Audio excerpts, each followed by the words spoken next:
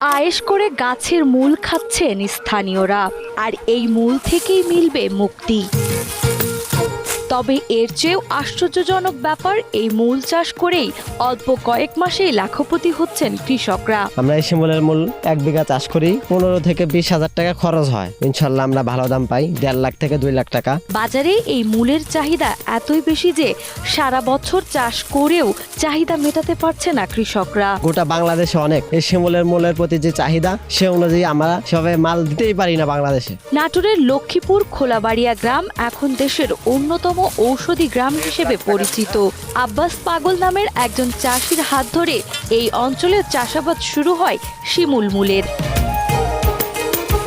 খোলাবাড়িয়া গ্রাম ছাড়াও আশেপাশের এলাকায় প্রায় 2 শতাধিক প্রজাতির ঔষধি চারা ও গাছের চাষ হয়। এখানকার মানুষের প্রধান জীবিকায় নির্ভর করে এসব ঔষধি গাছের ওপর। এখানে আব্বাস পাগল নামে একটা লোক ছিল, উনি এই ঔষধগুলা আমাদের এখানে উৎপাদন করছে। তো ওনার মাধ্যম থেকে উৎপাদন হওয়ার পরে দেখা গেছে বিভিন্ন জায়গাতে, দেশের বিভিন্ন জায়গার লোক আসছে, এরা খাইছে, খাওয়ার পরে জিনিসটা উপকৃত হয়েছে। যখন উপকার পাইছে তখন এই দেশের সাধারণ কৃষক যারা, তারা এটা আবাদ করে। ভেষজ ও ইউনানি চিকিৎসায় শিমুল মূল বহুল ব্যবহৃত।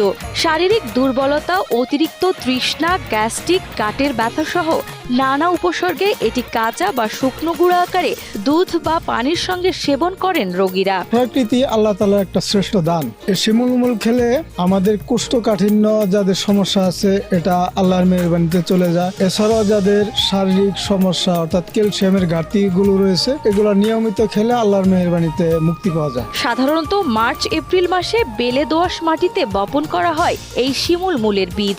এরপর সঠিক পরিচর্যার মাধ্যমে গাছ বড় হলে অক্টোবর থেকে ডিসেম্বরের মধ্যেই শিমুল মূল সংগ্রহ করা হয়।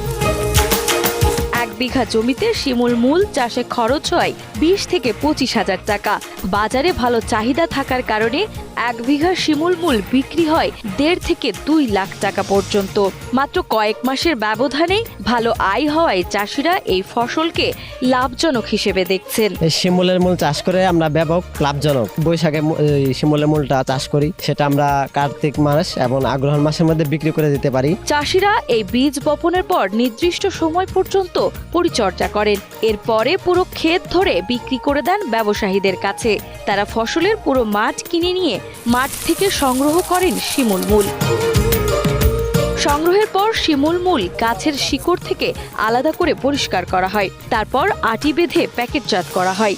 সারা বছর পাওয়ার জন্য বিক্রেতারা এই মূল মেশিনে পিষে পাউডার করেও বিক্রি করেন। জমি কৃষকের কাছ থেকে কিনে বিঘা বর্তমান বাজারে 1,80,2 লাখ টাকা বাজার। কৃষকের কাছ থেকে কিনে আমরা তুলা তারপর এটা সাইজ করে বাজারজাত করি। কাঁচা অবস্থায় আমরা বিক্রি করি, মানুষ খায়। এটা সারা বছর যাতে পাওয়া যায়, সংকট সময় যাতে আমরা দিতে পারি, সেজন্য আমরা আধুনিক পর্যায়ে ভালো করে পরিষ্কার করে আমাদের ড্রাই মেশিনে এটা পাউডার ফর্মে আনছি।